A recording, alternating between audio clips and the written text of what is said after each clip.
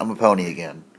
The reason I am is because I am giving my thoughts on the Season 5 finale, considering we're not having ponies in terms of the show for about a year, because Season 6 has been announced already.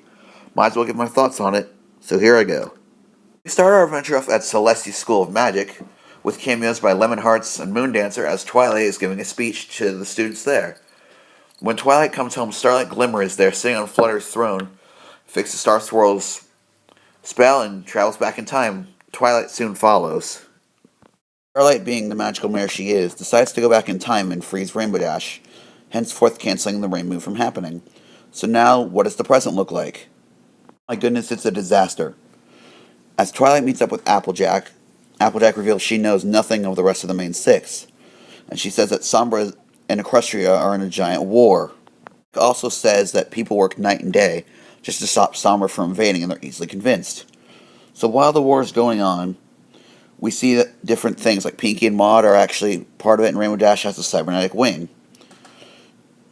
Twilight also travels back in time, and Starlight's right there waiting. Twilight goes back earlier and then gets trapped in a portal containment cube. And since the way the spell is written, Starlight always goes where Twilight is and vice versa.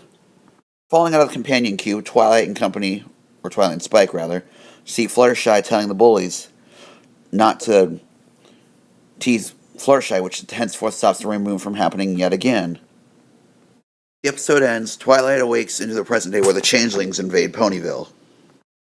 Chrysalis sneaks in undercover and finds the camp. While Twilight fakes out the changelings chasing her way to the map, there's a little bit of a magical fight between her and Starlight Glimmer.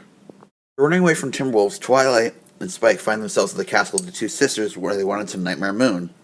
After using magic to get behind Nightmare Moon, they travel to another section of time. This is really getting old. More time travel, and we end up getting a nice little cameo from T-Rex from the season finale last year. To wake up in Discord's playhouse for him to get an appearance with a complete Discord cane. This segment's completely pointless, just like the T-Rex one. Or another time travel segment where we find out the Flim Flam brothers are destroying Equestria. Ugh. I forget how more there are, but it's going to be a lot.